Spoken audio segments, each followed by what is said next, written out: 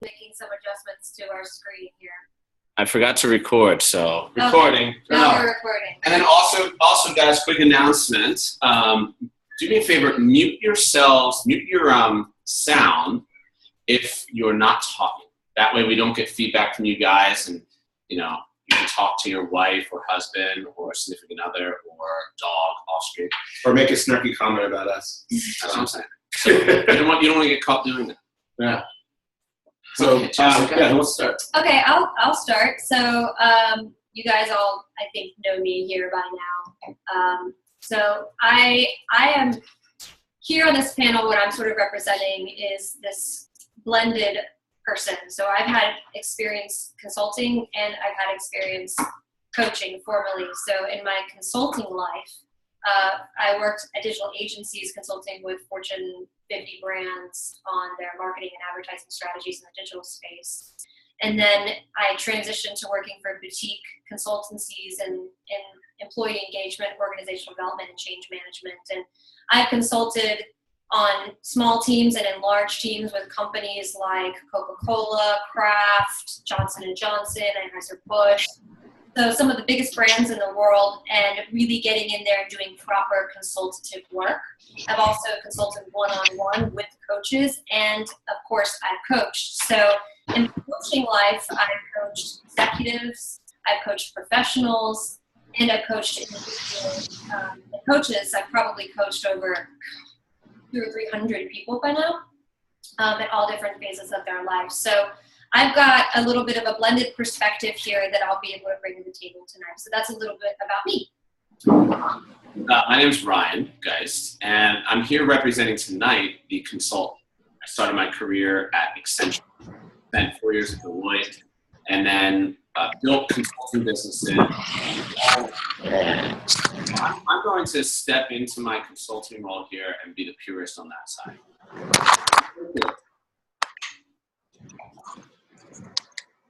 Hey, Toku. Good, sir. Is it me? I just wasn't sure. I don't know who else is on the panel. So the three of you and me. Is that the deal?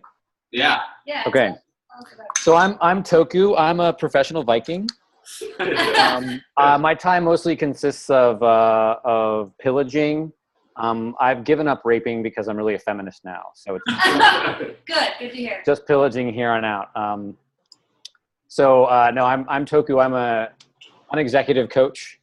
I work with people who are people who are obsessed with greatness, obsessed with creating the most amazing things in their life, and I help them kind of get to that next level in their business. I'm also really deeply passionate about coaching. I'm a huge advocate for coaching. I'm working on a book right now called No More Shitty Coaches with a friend of mine, all about how to get the shittiness out of the coaching industry and really bring on a level of excellence that I just don't think is there. I really am passionate about helping my clients and helping other coaches take people really deep. I'm running a program with my partner, Christina Salerno, called the Samurai Coaching Dojo that's really designed to help coaches really work on their craft of coaching. So on top of my six-figure coaching business and the crazy clients I work with in the executive world, I just have a really deep passion for coaching and helping coaches do amazing fucking work. So that's who I am. Awesome. Well, thanks so much for all of you guys for your experience. And all of us learn more about how we should get to help other people. T-Jow.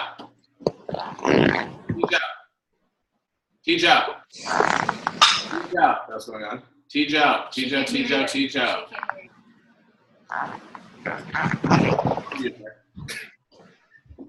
Okay. Sorry, guys. No worries. So let's get right into it. Obviously, when we hear coaching and consulting, there are a lot of similarities and a lot of differences, and sometimes we're just not sure what they are. But I think I'll personally admit this, when I first got into the business, I didn't know what a coach and a consultant was in terms of knowing their differences. I thought they were one and the same. Now that I know there are differences, I think it's more important to understand what is a coach and what is a consultant. And when we know that, we can know the similarities and differences. So why don't we start by sharing our opinions on what a coach is? Yeah. I'll kick that one off. So for me, a coach is somebody who holds space for other people to see possibilities in themselves and the world around them, who doesn't play the role of the expert, who instead plays the role of the guide. So the coach, unlike the consultant, believes that the client has the answers within themselves and understands how to facilitate a process of personal transformation and growth that the client is really the driver of. That is not to say that a coach doesn't provide direct feedback or share opinions and ideas, but it's always within this context of holding a container so that the individual can step into their best self and create personal transformation that drives lasting change. So for me, a coach is not someone who is necessarily a specific expert in a particular subject matter that provides that expertise in context of a problem. They're really more a deft hand that holds space so that an individual can see themselves in the world in a new way and then safely transform and take action. That's, I think, a summary for me of what I see as a coach. Toku, do you want to add, compare, contrast to what you believe coaching is? Can't hear you. Oh, unmute first. I was following Ryan's advice too well. I think the only difference between a coach and a consultant is marketing. Interesting. I think that's the only difference. I think you're asking two questions. One is the difference between coaching and consulting, and what's the difference between a coach and a consultant? Because there is a difference between coaching and consulting, right? When I'm in a coaching session, sometimes I'm doing consulting. Sometimes I'm doing coaching. Sometimes I'm doing deep listening. Sometimes I'm doing deep spiritual work. Sometimes I'm a motherfucking shaman, right? As a coach, as a really deep coach, I'm bringing all of my aspects, all of my experience, all of my expertise, all of my complete wisdom and brilliance to bear with the client. And it's about calling out their brilliance, but also about calling out my own. So to me, it's a much more creative process.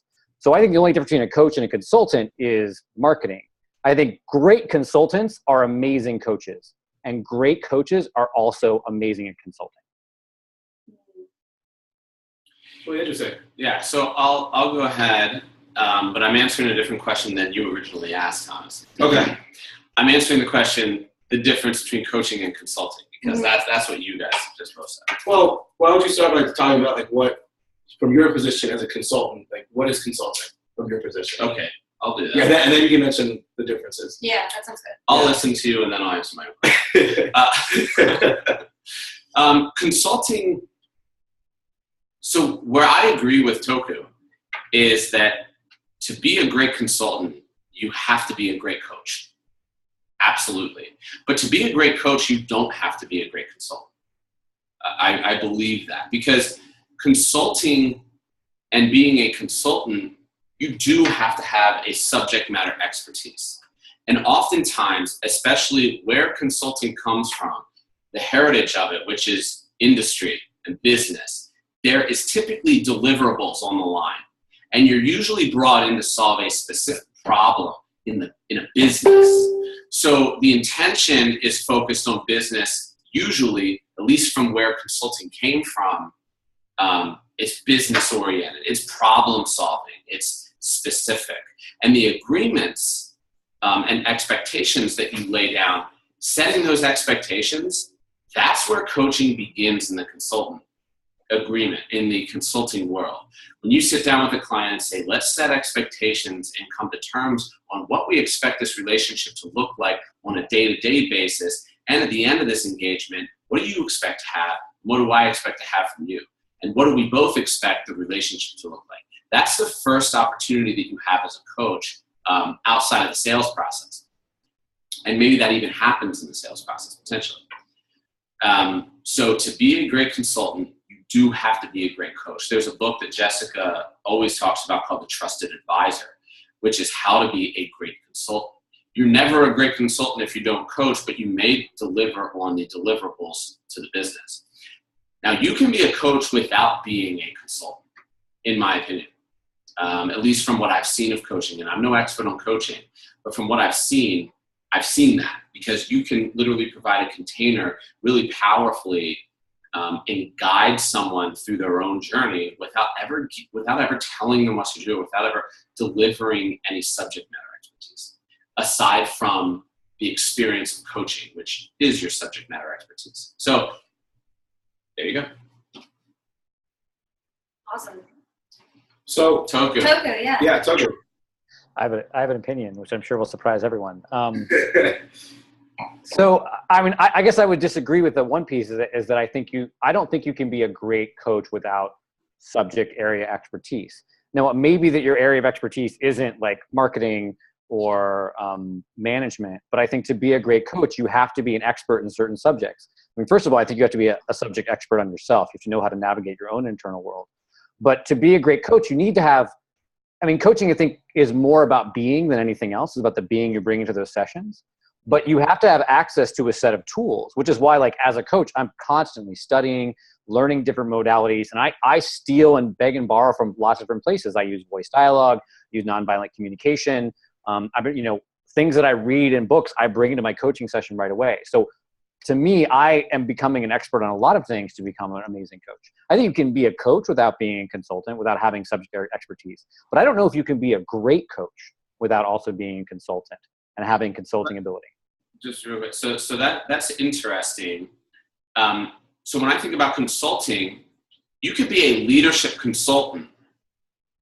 And that goes across all industries. In fact, you could say that goes across all businesses, and you don't even need to talk about a business. To be a great leader, that could just be one-on-one.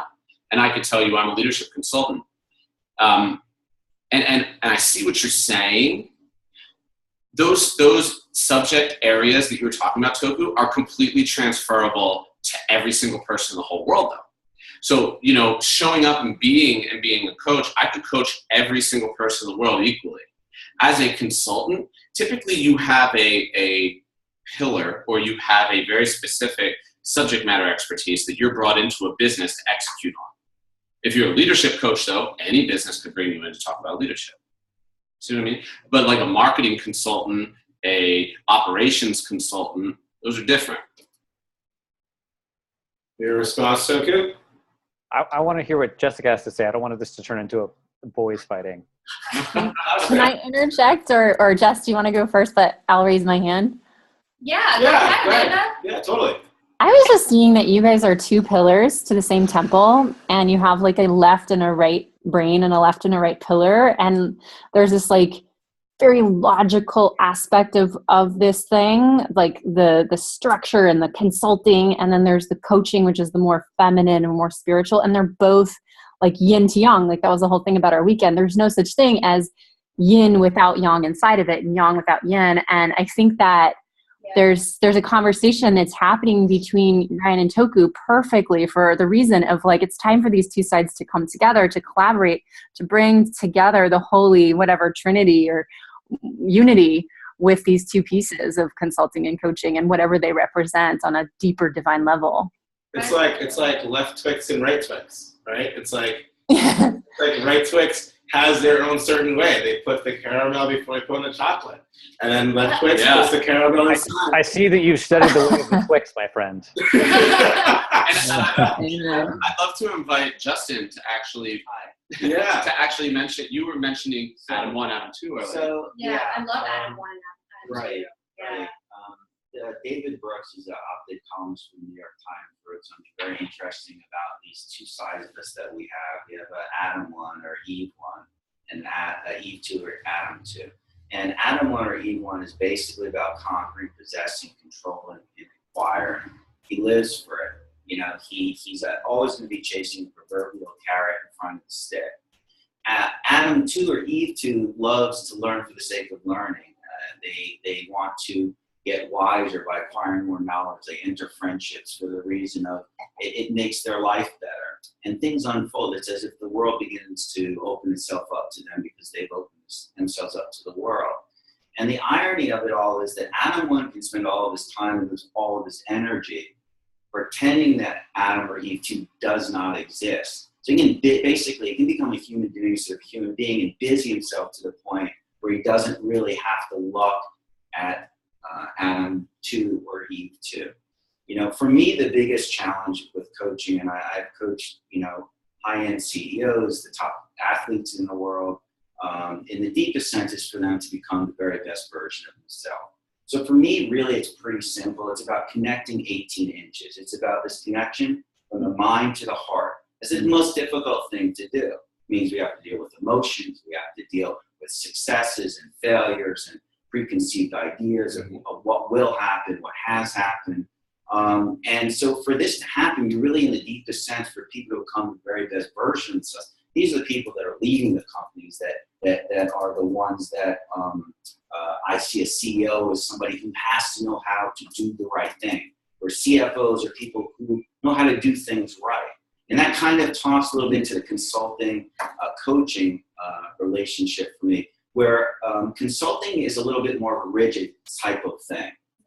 It feeds into a framework where guidelines and procedures become the primary goal of the business and has a little bit more of a math problem feeling to it. But where humans, we're not math problems. All the work I've done with people has been about, they want one thing from me, which is trust. They have to trust you. Yeah. And the second thing is, you know, for a coach in its deepest sense, to really get the best out of anyone, family, whether it's a kid, a parent, an adult, a high net worth individual, or top tennis player competing at coach at the U.S. Open, Wimbledon, French Open, they have to learn how to be uncomfortable with being comfortable, as John Wooden said, discontent with being content, and they have to have a challenging dialogue where it's meaningful and the feedback provides a safe environment. For me, environment is crucial.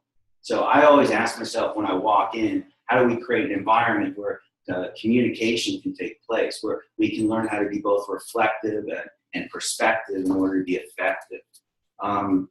So I don't know if that answered the question, but for me, it really is a very personal one-on-one thing. I've been asked in the past to do a retreat. So if we talk a little bit about retreats, I don't believe in retreats.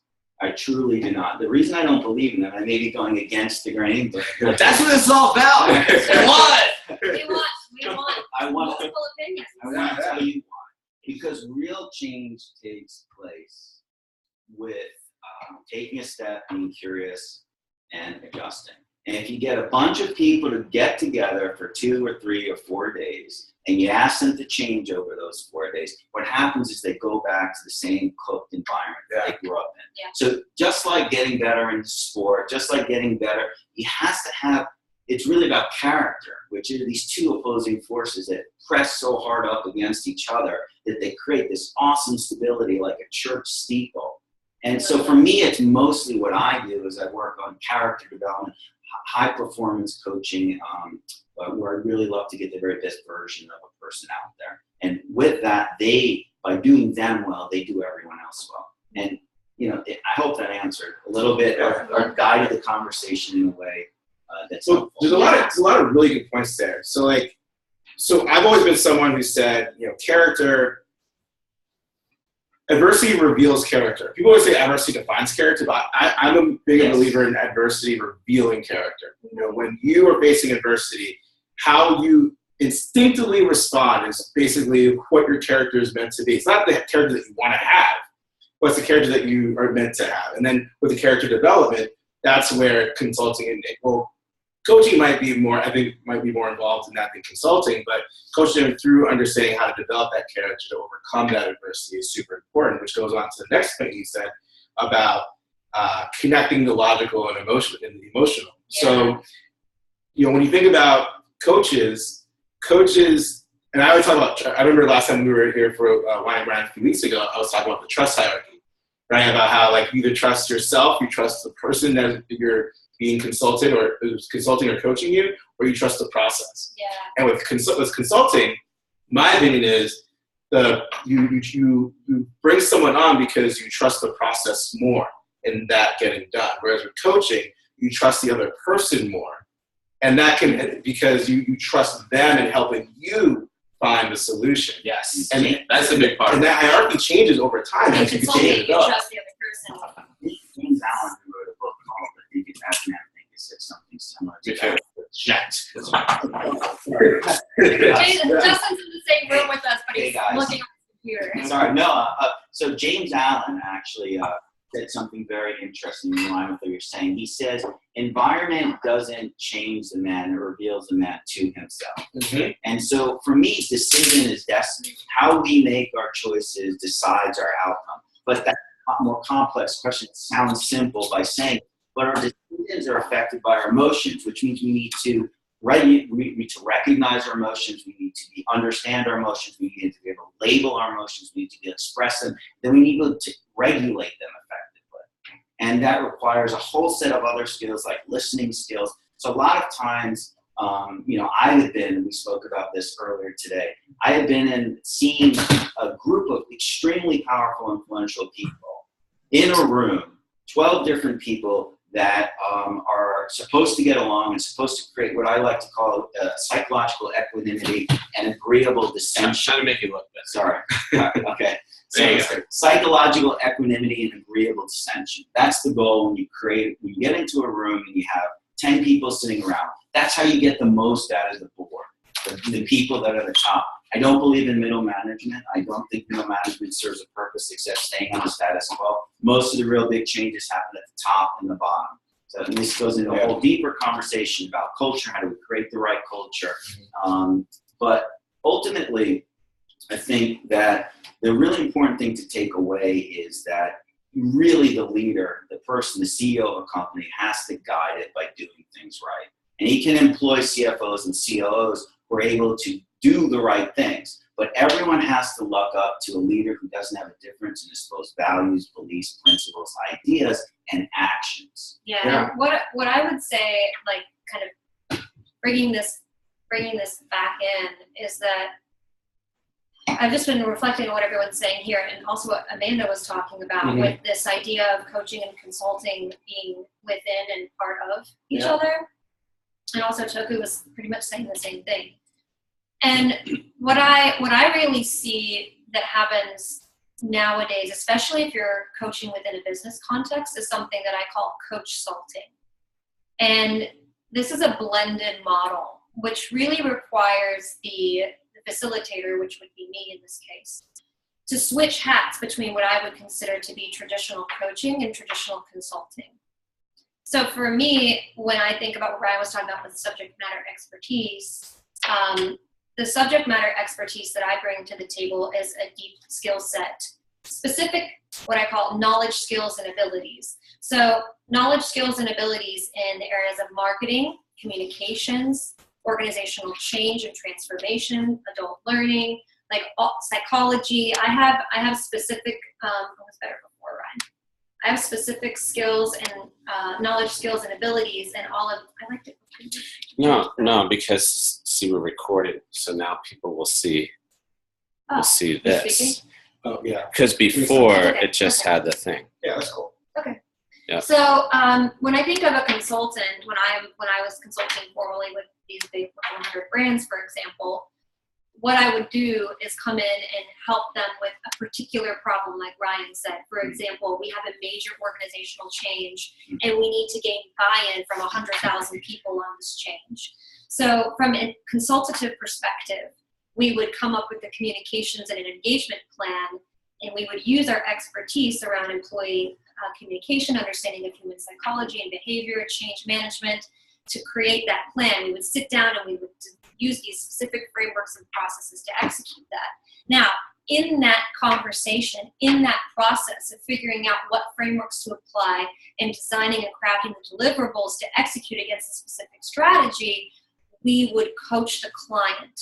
Because what happens is that individual, the leader of that department or that organization, is coming up against their own internal fears, worries, doubts, beliefs that are going to show up in the process of executing that strategy. So that's when I would switch into coach mode and help them begin to see, like, what was their real fear, their desire, the thing that's kind of that inside thing, like Justin was saying, the head and the heart, that heart piece that's showing up in the process of making this big change inside the organization.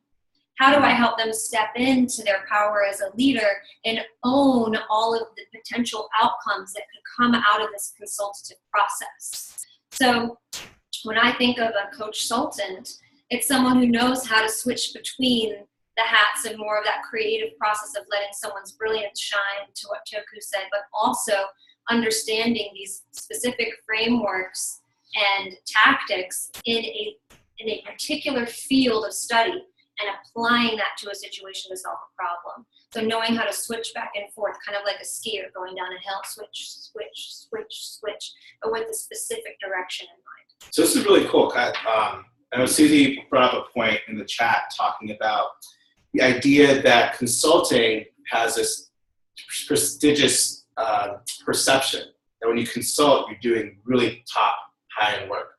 Whereas a coach, it's not seen as being that high. So how do you weave in the two? That's like Toku. And I think you started to allude to it. I would like Toku to tackle this one. Yeah, and this also alludes to the next question that I'll ask to further discussion along. But Toku, what are your thoughts on talking about that particularly? I personally think coaching has the potential to create even more top level work than consulting. Most definitely. But the perception. I think it's understanding your market, right? I mean, this is why I think that like coaching and consulting is just marketing, right? And a lot of what we talk about in the coaching world is really just marketing. And literally language is all just marketing, right? It's all about enrolling. Are you enrolling people into your program? And even as a coach, you're constantly enrolling. As a consultant, you're constantly enrolling. How can you, and as a leader, you have to constantly enroll. How do you get people to follow you? How do you get people to buy into certain ideas?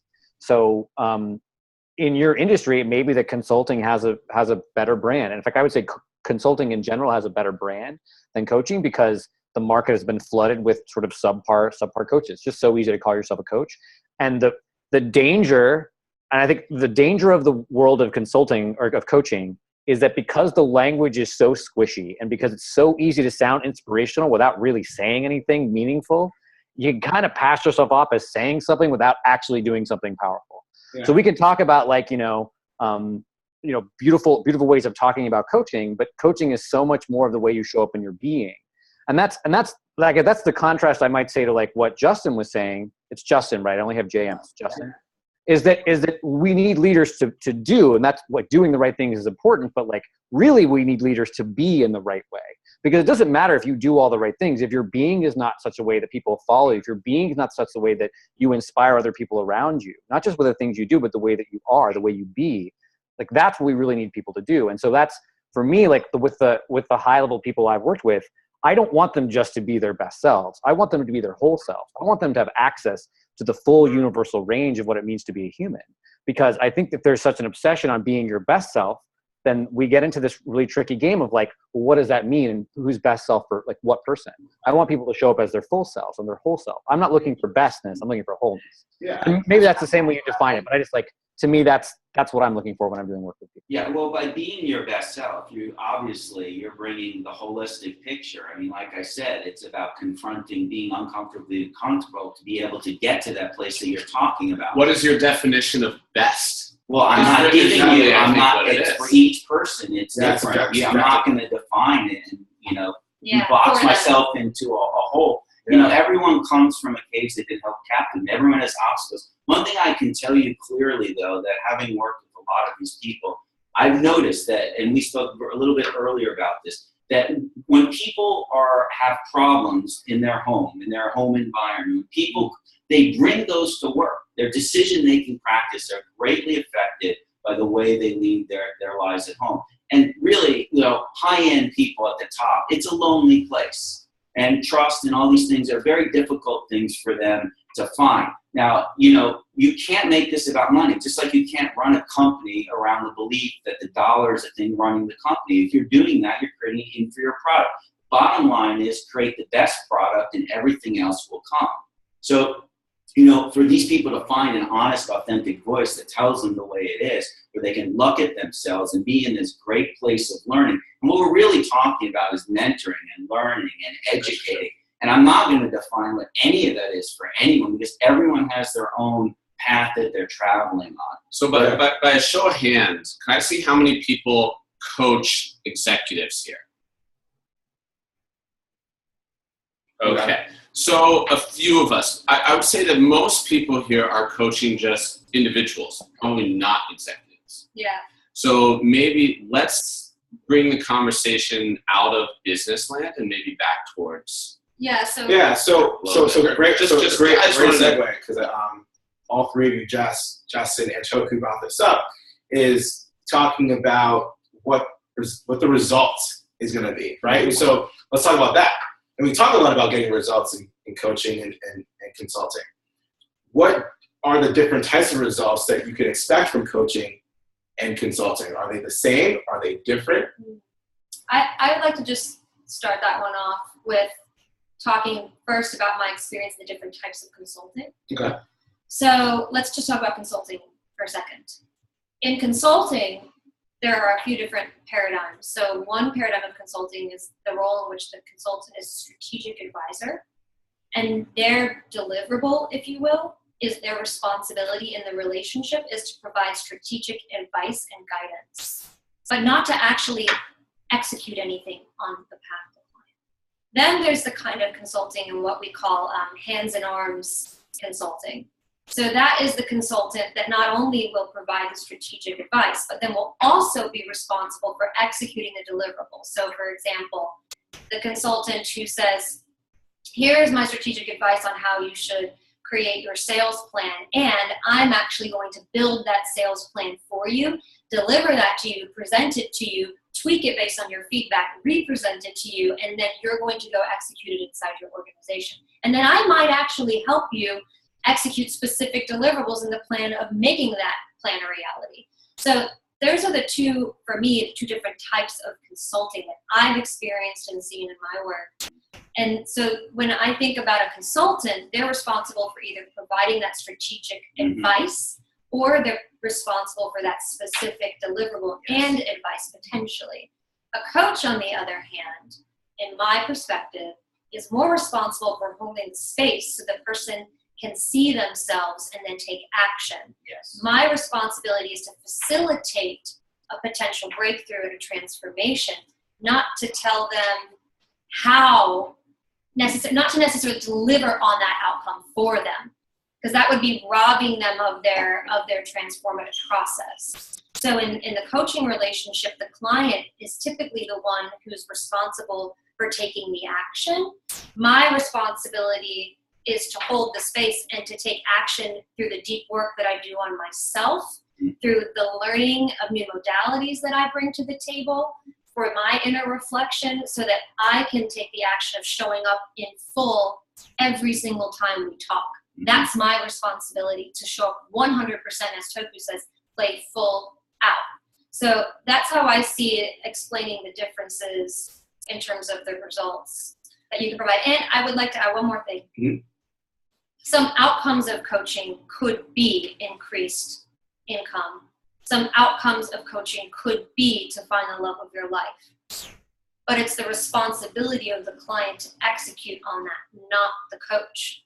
Yes. Yeah. So that's how I Yes. see the difference in terms of results. I agree 100%. I think when you're really making, what I've learned through working with, great athletes, that the more I take the attention off of myself and put it on them, it's never about me, it's about them. I may do a lot of groundwork like a director would do in a film, but eventually you want to be behind the scenes. I don't actually want to be the guy going in the room delivering the message. I actually haven't earned the right, in my opinion, to do it. It's their company. It's their force that they're leading. They have to be the ones that are looked up to. Sure. I'm just temporarily coming in and helping this person become the best version of themselves, to deliver the message in the best way that they can, with the most sensitivity, to get their employees to be reflective, be perspective, and ultimately have a more effective company. Yeah. And by the way, one last thing, and I want to just say, and I love everyone else's opinion. I don't think coaching is something that's limited. Like, I will coach a little kid. Yes, that's And I will coach a parent, and I will coach a CEO. Yeah. If you're a coach, you manage time, you deal with personalities, you deal with emotions, you deal with so many different variables. You wear so many different hats in the course of the day, trying to finish a kid's book, when we work, when we play, and a coach is always doing that. You're just looking to help people. And I mean, Yeah, I love that's that distinction. Yeah. So to potentially stir the pot a little bit, because I think you said it really, really well about how you help the person, right? I saw this kind of pyramid, and it was 3 levels. And as you go up each level, it increases in terms of your value as a coach or consultant. And it's the idea of, at the baseline, it's you learn, I will give you something that you learn how to do independently. And so you give that to them, and they learn independently without your we'll call it FaceTime, so to speak. Mm-hmm. So however you actually want to do that. And the second level is I'll do it with you. And so I will take your hand and show you the motions of how that actually could work. Now, in my industry, it doesn't really work in dating because I can't show someone necessarily how to have sex with someone. You could, right? Because There are people who do that. Just there are people. But I'm saying in terms of the nature of my work, right? Like I can't. Short of me, Why are you limiting yourself, Thomas? right? And there's a story. There's a whole world out there for you, man. There's a story behind this, by the way. Oh God. But it's like holding your hand and like doing it with them, so that they can experience. Oh, like I visually am seeing someone get with someone right next to me, and I'm watching their technique and seeing their behaviors and mannerisms. And then there's what is considered the highest level, which is I'll do it for you. Right, and that's like, well, I don't have to touch it, right? Done for you. I mean, the I almost feel like you could be flipped on its head. well, exactly, Yeah, right? And so right. I see it that way too. Yeah. Right, because if I'm just doing it for you, then what are you really learning? Okay. Right, and so, but the perception is, if I do it for you, then that's where the value kicks in. So this pyramid, there's a perception pyramid, Yes, but the actual pyramid it's actually upside reversed. down. To answer Susie's question. Exactly. Yeah. Just to bring it back full circle and to help What understand was like, Susie's what's going. Like as a consultant, there's a perception that it's a higher level value because you're like by a brand potentially. And yeah, there's some stuff around client and service wrapped in that, but I think what we're saying is in terms of, which is a whole separate conversation, maybe we can dive into now, just valuing the service of coaching versus valuing the service of consulting. It's also connected to the results too, right? Because the results are done are provided in a certain way, which you elaborated really well about. But it's also how you did that also showed like your value. You know, that's interesting. I never think in terms of results as coach. I think it's important, but I think by having a really great process, by valuing long-term goals over short-term needs, that results come by creating a great product rather than answering to the value of the dollar. You answer to what you're creating, results come. It's all process oriented. Yeah. For me, I think it's really, really important to get away from, and that's a great topic, is results. What are, results? Right. Yeah. What are results? So How important, I love a subject. I'd like to hear everyone's opinion on failure. I love. Well, how do we communicate results? I think I could see. So for people who are out there, how do we communicate results in a way that is something? Because we know that it's not about the destination, it's the journey, and that's how we coach all of our clients. We just know that just well and through. But how do we communicate that in a way that makes people pay for the journey and not for the destination? And that's where Toku's marketing conversation comes in. So Because marketing is all about the destination. Yeah. Toku does this expertly, but Yeah, so I just want to like pause and ask the audience, guys, questions, comments, throw it to everybody out there. What are you guys thinking? What's coming up? Amanda, Jack, Jason, Tijo. Valencia, Jorge, Tijo. Yeah, it's a great topic because Amanda and I do really deep inner coaching, spirituality, whatever you want to call it. And it's really tough to measure the results, because so much of it is internal. And there are lots of results. I mean, once you change the internal, the external manifests completely different. But like sometimes, like Amanda, like we've had clients that have signed up for even like business coaching, and they manifest their life partner. Right. Yeah. And do you want to say something? Sometimes even before we start the business coaching, because really what we do is matchmaking, but we have this program that's like a love-based business program, like, you know, calling in your partner. There's an activation to it. It's so weird, but we've matchmade so many women who come to our Blissness School, Aphrodite University, that it's like, it's so weird that the spiritual activation calls in these beautiful results, and it's not always in sequential order of what we've promised them. So it's really cool to know that sometimes it's just that saying yes to their yes, that their yes comes in whichever form is divinely ordered for them. I love that about the nonlinear nature. Yeah. I've also seen stuff. Yeah. But the thing is, they always get what they really want. But that's like, fucking right, and that's a good coach, right? Right, yeah. So I've been on the flip side of that. I've worked with a client who has, my job is helping find a long-term relationship, and through that process, he developed the confidence to secure multi-millions in funding for a startup that he wanted to develop. And if it wasn't for the coaching that he did, we wouldn't be able to get there.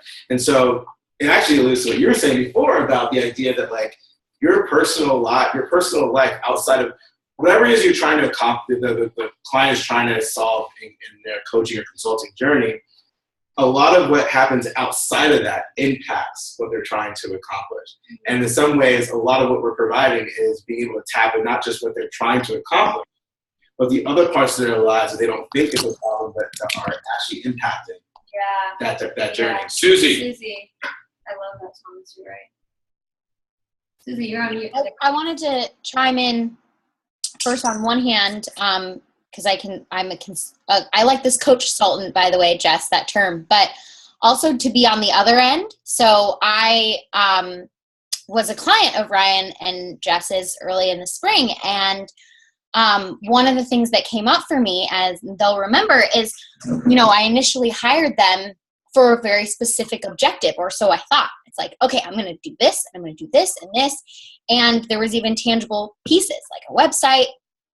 And of course, just of what we're talking about is what I really got out of it. It was a completely different journey, right? And it ended up being different things coming up for me. And it's something that I am reminded of all the time when I'm now on the other end and working with people, and they hire you for a specific thing. They say they need X, but they really need Y. Yeah. And so I just wanted to chime in that it's interesting to experience it on both ends and to go through that process. And a lot of times with, as many of you are probably familiar with entrepreneurs, is when your business is you, what you're actually confronting is a lot of your own deep issues and that sort of thing. It's not just the business, because your business is you. So when you're having trouble figuring out what your offerings are, how to talk to potential clients, it usually is deep rooted in something else, a deeper work. And using my own experience through that journey, I'm figuring out how to also offer that to somebody as well. That's beautiful. Jason. That's beautiful, Susie. Hey guys. First of all, I just want to say I am no expert, and I'm really enjoying this conversation. A lot of you guys have logged a lot of coaching hours and consulting hours, and it all sounds really impressive to me. I feel grateful to be able to learn from some of you. I think the conversation can go round and round because it can seem like semantics, but my understanding, or at least this is how I choose to see it, so it makes the distinction clear for me. A consultant stands in, I have the answer. And a coach stands in, you have the answer. So the reality here is like, you can play in modalities, you can play in techniques and all that stuff, but coaching is a proficiency. Yeah, absolutely. And the reality is what no one talks about is coaching is just projection. Coaching is, I spot it because I got it. And so everyone talks about the quality of coaching, and really what that is how much work you've done. So if I can spot your block because I've worked on that block, or So the reality is like a coach brings the expertise of the human condition, and that shows up in business environments. The consultant brings the tools of the business environment to bring, and then sometimes, some of that shows up in the humanness too. So, it really is this. It's like I hire a consultant because A, I'm too lazy and I don't want to do it, which is big and huge for me. It happens a lot. Or I don't know enough. But I hire a coach to bring out my answer, please and thank you, and don't tell me what my results should look like. And so that's really it for me, man. It's consulting is, hey, man, you got the answer. You have the expertise that I don't have. And then coaching is, I think you have all the answers, and I'm just here to let you remember that. And that's really what it is for me, man, and not to oversimplify it. I have a tendency to do that. I love simplicity. I can see Toku gear right Toku, and I think Jack also has something else to say too. So. Yeah, I mean, so a couple things, and I want to come back to the point that Jack just made. I think it's really dangerous as a coach to be attached to results. Yeah. I just think that not just promising results, but to be attached to results. And I'll say specifically why for me is that a lot of times when I work with clients who are doing deep work, their lives get worse. They break up with their girlfriend. They might leave their job. Their business goes down, and Talk about resonance. It's a great point. Yeah. When you meet other people and you're really making significant, remember what Einstein, I think it's Einstein, change in the beginning is tough, in the middle is messy, and the end is best. Mm-hmm. But when you really do what you're saying and people change, and I'm experiencing this with several people right now, everyone else around them has to change too. Yeah. And they're not getting the advantage of your work or your help or anyone else's help. They are put into a situation where they're being given, and we're talking about this, I work on this book, but are holding a mirror up to their fears and having to face things as they're meant to, not as obstacles in their ways, but ways to reinvent. Yeah. The obstacle is the path, right? We try to think of here's the path, and there's the obstacle. The obstacle is the path. Yes, embracing the struggle to grow. Yeah. There was when I was coaching tennis players, one of the big things was understanding the difference between the big goal and the big idea and the daily decisions to make the big idea happen. But once you understand the big idea and the daily decision, guess what's coming around the corner? Obstacles. Guess what happens when you have obstacles? You got to embrace the struggle to grow. Yeah. And guess what happens then? Then you're on a journey. And we all need help. Nothing great is accomplished by ourselves. Yes. No great company is born by itself. Thank you. Yes. No person. If you have a mission that only requires you, your mission isn't big enough, right? That's the thing. Say it again, Toku. I said, if your mission only requires you, your mission isn't big enough, right? Your mission needs to include more people to get big enough. Actually, because you were saying that too, and That's Tucker, you amazing. put together one of the reasons why I personally do coaching / consulting is that everything consulting. There you go, consulting. Is that everything that I do is bigger than myself, and I know that the impact that I have on the person that I'm directly coaching indirectly affects everyone who is in their lives. So there's an automatic butterfly effect that takes place. And you're right, because those people may not be ready for the change of that person. But by them holding within their now known truth, Yes. now it inspires change with everyone. But I will say the one thing I want to add to that is that one of the most difficult things about personal development work is we naturally move away from the people we care about, because the truth is we don't get to choose for other people. So it's really hard. And one of the things that people really get stuck on is they say, well, my partner's here or my family's here, and as I leave, I experience this guilt of separation, right? Because there's this powerful guilt of belonging that binds us all together. And so as we leave, we experience that guilt. And it's hard for those people. They want to keep us back, and we don't want to leave as well. So, but they get to choose, right? And they can choose hey, I want to follow you. But at the same time, the hardest thing about changing is that you can't, when you start to change, you realize you really cannot choose for anyone else. And then you have to be able to witness the suffering of others that you've already departed. And that's great point. So there's two things we spoke about earlier today. One is this quote by Aristotle that educating the mind without educating the heart is no education at all. I love that. And so the other thing is suffering is a great thing, because when we learn to suffer in a way that the suffering no longer ceases to be suffering by giving it meaning and purpose, and I think Dostoevsky said that, but I'm not sure. then the really amazing thing that happens is we are able to cross these bridges of discomfort and become a new way of thinking, new way of being. Yeah. Yeah. And it's really, really important to understand, that, worrying, there are a lot of traits, pessimism. What are the things that we're doing on a daily decision that are making our lives worse or making our lives better? And you don't have to live a life of worry. I think James Rohn said it. It doesn't mean it doesn't come without challenges. It doesn't mean it isn't difficult. But get rid of the things that are holding you back. Get rid of the worry and move in a direction that's really helpful.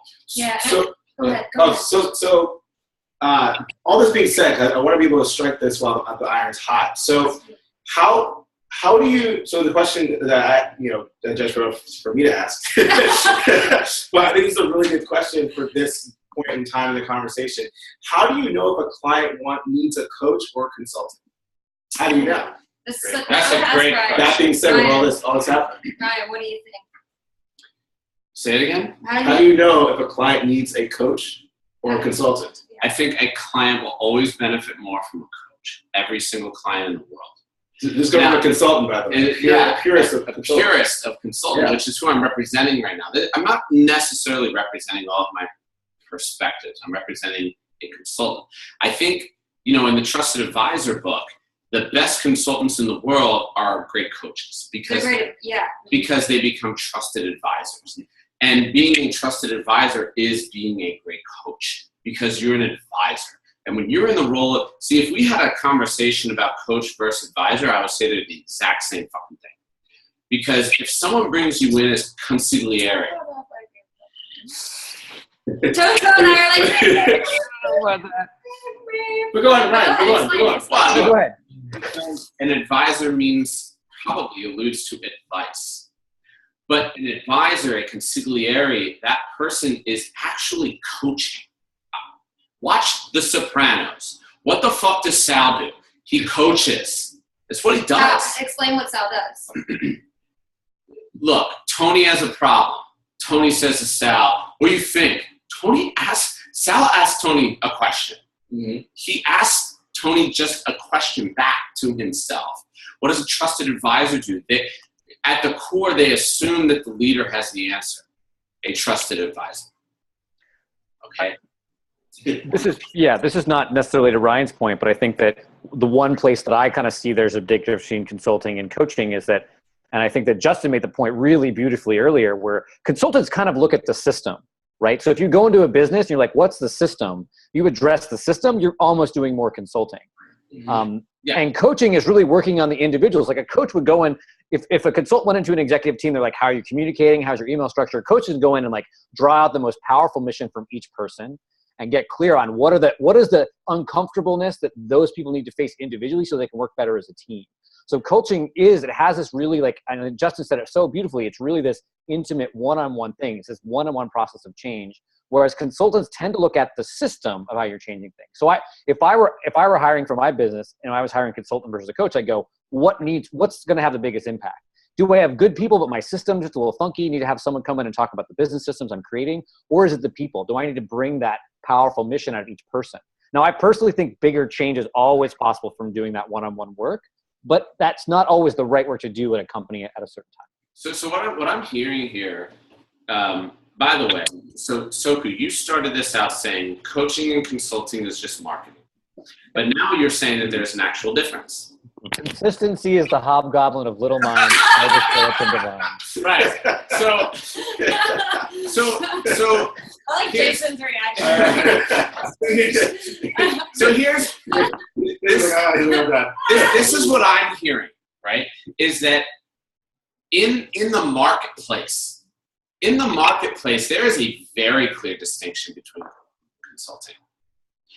In the coaching, so in like the world, right? In the world, when you're talking about CEOs, when you're talking about Apple, Microsoft, all these fucking things, there's a very fucking clear difference. But when you're in the coaching industry, those differences become really, really small because we're already in coaching. We are playing in this coaching world. And so now, if you're in this small little coaching community that we all share, coaching and consulting become marketing. But if you're talking to a fucking CEO, he may not know the difference, but he knows what consulting gets him. I think it depends on the point of view you're looking at. And I think for me, from the point of view that I'm looking at, and to me, the inner and external are not different. The interpersonal and the intrapersonal are not different. To me, they're the same thing. And you can attack that same problem from the same way, right? I'm looking at the transcendent. It's like what Justin said, is like this heart-mind connection. You can address the heart by coming through the head. You can address the head by coming through the heart. I think it's all the way you look at it. So I think it can be a unified process. Now, I have my way of doing it. I'm a CEO. I need a marketing consultant because I don't have the marketing resources available to figure out how to set up an effective email campaign that gets me 25% response rate. Where do I hire a marketing consultant? Well, the question is, what problem are you trying to solve, and what problem really needs to be solved? Yeah. Okay. I like that. So this is a good point. So I'm not sure what the original question was. I've forgotten by now. I love what Susie said. Just sneak it in the coaching tip. See how it feels. What's a coach or consultant? Yeah. Okay. So to Toku's point, this is our job in the, I don't know, you want to call it prospecting, discovery, exploratory phase, however you want to describe it. This is our job during that time to sit with the client and really dive deeply on what the problem is, the presenting problem is, and what it is that they expect. So sometimes the client comes in thinking that they want one thing and they really want something else. And we can only know that that happens through the experience of having it happen to us as a service provider. I have had clients come to me thinking that they need, like Susie, they want a website and they want a strategy for the business, but then what really ends up showing up is that there's this inner work that's blocking them from creating the strategy and the website, right? And then that has to take precedence. So I think that in the terms of a coaching versus consulting kind of conversation, when I have a client who comes to me and says, I need to know what my email marketing strategy should be, and I need you to help me develop the plan for email marketing strategy, it's my duty and responsibility in the beginning of the relationship when we're what we call in the consulting world contracting, right?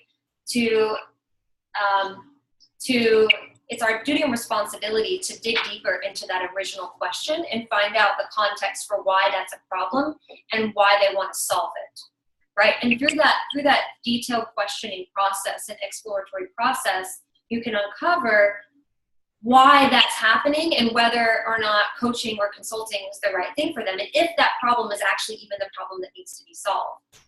So with that being said, like sometimes we have a good friend of ours who's a very successful digital marketer and entrepreneur, and he talks about how sometimes if you hire somebody and they want you to they want coffee, they say, I want coffee, bring me a coffee. And if you're like, well, what I really think you need is orange juice, so I'm just going to show up with orange juice, they're going to be like, well, thanks for the orange juice, but where the fuck's my coffee? That's fucking big. So when it comes to expectation setting, sometimes you have to deliver the coffee and then say, and did you know there's also this orange juice, and if you drink this orange juice, it's really, really good for you.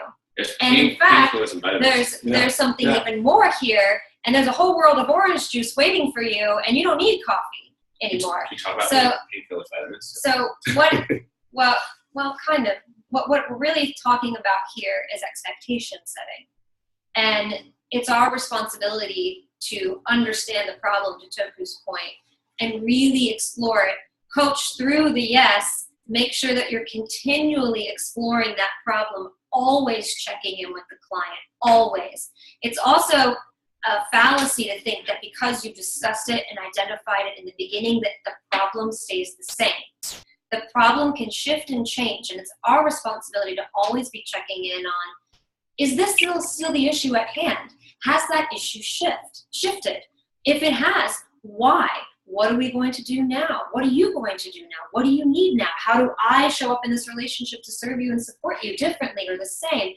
So I think that this is about uncovering assumptions on both sides of the table and doing our best job to do that as quickly and as deftly as possible in the beginning, and continuously doing that so that expectations can consistently be set and reset.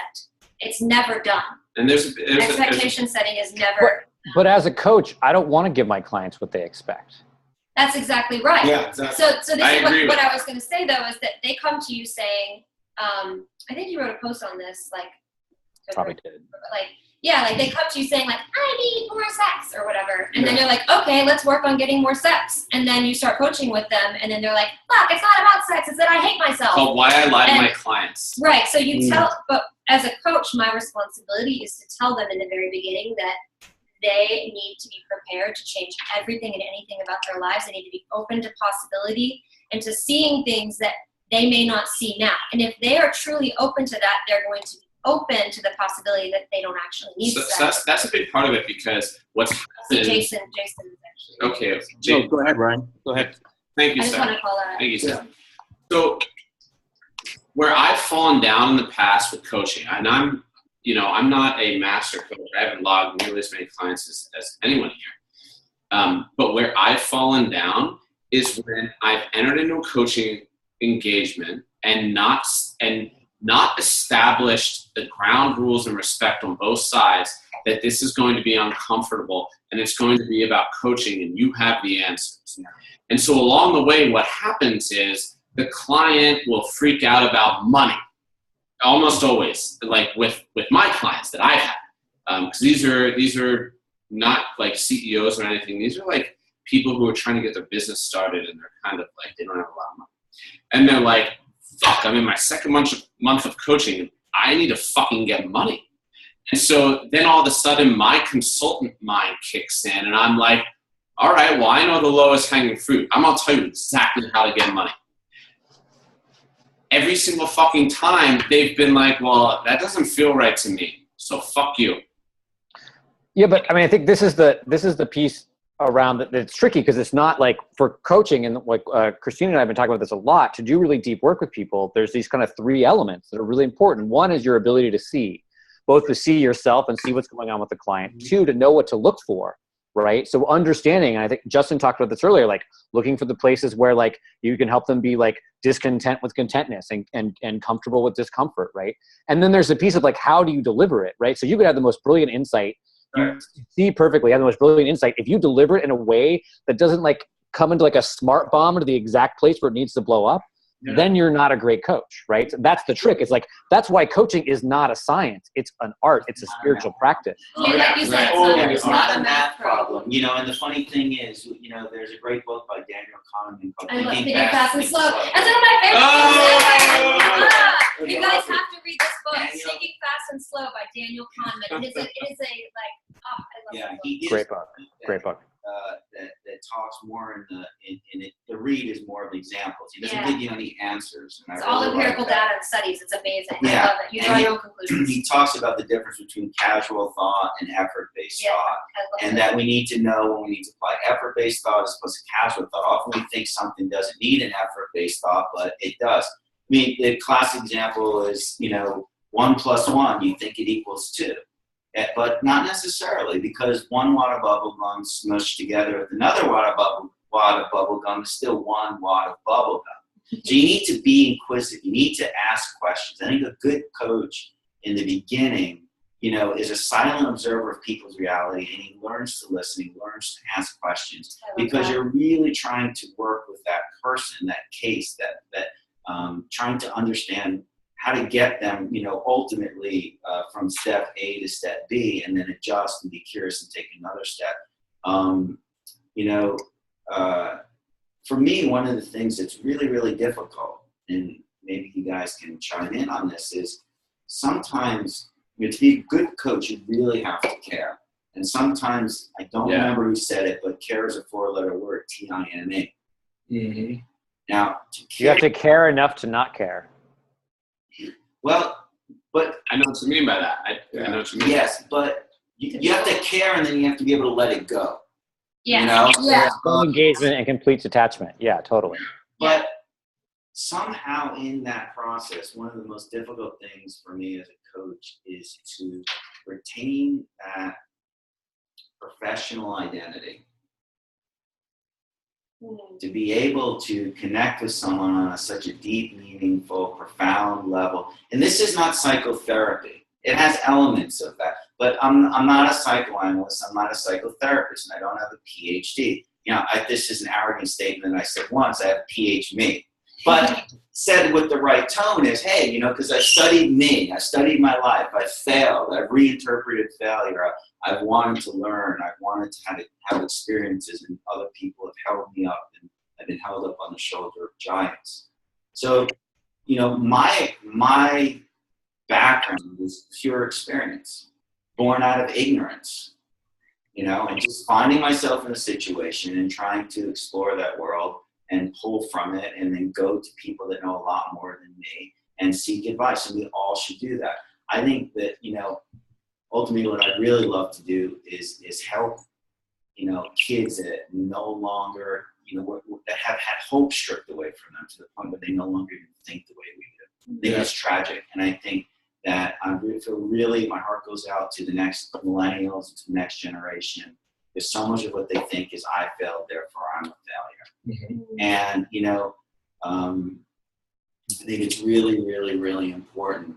For me, all I really want to do is make a difference in the lives of people that I meet, that I connect with. And by doing that, believe it or not, they make a massive difference in me. They educate me as much as I educate them. Yeah, coaching is a relationship. We talked about that today. It is a relationship. We talk about profession.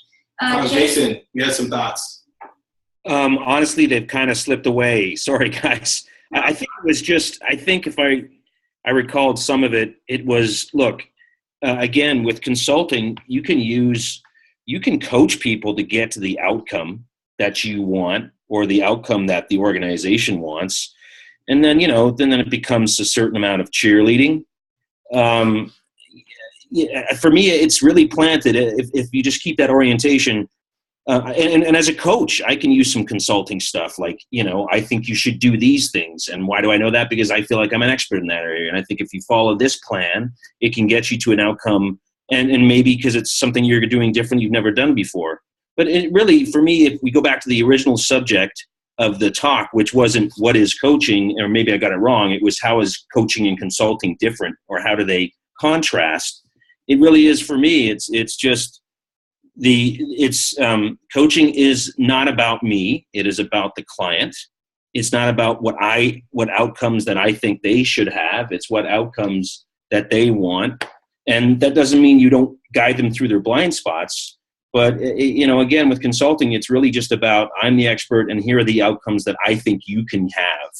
And so it's again, I've oversimplified, coaching and consulting, they're kind of, there's probably arts to both of them, and I'm sure consulting is more process. I think they're more alike than different. I think you can market them both differently and the same. I just think it's everyone finds their lane. That's really what it's all about. You just have to find your lane. Let's say this conversation, I kind of visualize this really interesting example. Let's say you're driving to somewhere new. So you're in a car and you pulled off and got off to a gas station, which is very typical. If you're lost, don't really know where you're going, you go up to the closest gas station, you ask the guy for directions. Now, in today's world, he's going to give you three options. He's going to say, if you go down in aisle 1, there's actually a map where you can actually pinpoint where you are now and where you want to go and find the direction on your own. Option 2 is I can tell you where you need to go, and that's the direction I'm going to give. This is the one that I know myself. And the third answer would be, I'm going to give you a phone that has Waze. And then Waze is going to give you 3 different options as to how you're going to get there. It's going to give you 3 different ETAs. And so it's your choice to determine if you want to take the short route, the long route, or the scenic route. It's going to tell you exactly how to get there every step of the way. All 3 options are going to get you to the destination, right? But it's how the person you feel is needing to get there is how you're going to give them. That's the answer you're going to decide to provide. I don't know if that's actually accurate, but in my mind, that's what I'm visualizing. I think to Justin's point, and I think this is the edge for me as a coach as well, is that there's so much of this work comes from like my deep desire to love and serve, right? Like I came to coaching through like sitting at a Zen monastery for 2.5 years and studying myself. And I had this big vow of like, how do I serve other people? And I just kept asking that question, and coaching appeared. I had never woke up one day and said, I'm going to be a fucking coach. I want to be like Tony Robbins. Like, I'd never had that idea. Like, someone said, do you want to be a coach? I'm like, I don't know. Sure. I get to talk to people. Sounds fun. But it was a way for me to live that spiritual vow forward. So I think for me, the place where I get really caught, and the reason why I said at the beginning there's a difference between coaching and consulting, is that as a coach, I want to bring my full self into that engagement, right? And it's sort of like, for me, the ultimate, I think maybe for me, the distinction is at the top, there's no difference. Maybe at the bottom, there's more of a distinction. But for me, you show up at the gas station, the first thing I'm going to say is, I love you. And everything else is going to flow out from that, right? And maybe it's in that moment, you need someone to show you the map. Maybe in that moment, you need someone to talk you through the process of north, south, east, and west. Maybe in that moment, what you need is a hug. Maybe in that moment, we need to like rock out to some Roxanne together, right? But it's being open to creatively respond into the moment to the way another person's showing up. And so that's why, to me, the distinction is meaningless, right? Except for in the realms of marketing, because I'm going to show up with everything. And if what you need is a process, if what you need is someone to guide you along that way, that's what I'm going to show up with. Yeah, and that's awesome. Right? I think that's a really good way to. I want to try to wrap it up. It's a really good way to end things. Thank you guys so much. It's great to meet all of you. Thank you to Toku, Ryan, and Jess for trusting me and moderating the discussion. It was really amazing to be involved. Yeah, I can't wait for more of these conversations to come up. I think what's really awesome about all of us is that the destination, quote unquote, that we're trying to get is to continue to help clients and to love them. And we're all trying to find what's our path to help us get there. And so as long as that conversation is continuing, then I want to be a part of it. So thank you guys. Thank you. Thanks. And thank you, Thomas. Yeah, thanks, Thomas, for facilitating the night. And I just wanted to say thank you again to everyone for showing up so powerfully in our community. We love you guys, and you're not alone. We're here for you, and don't feel alone. So please be active in the Facebook group and join Future Wine and Grinds. And if you know other coaches, please invite them to join these conversations. I'm also really excited to let you guys know that we have a group program that's going to be launching in a couple of weeks. So I'm going to be sharing more information about that coming soon. But thank you so much for being here, and we love you guys. Go coach fearlessly. Thank you. Bye. Bye. Thank you. Bye. That's a long drawn out buys.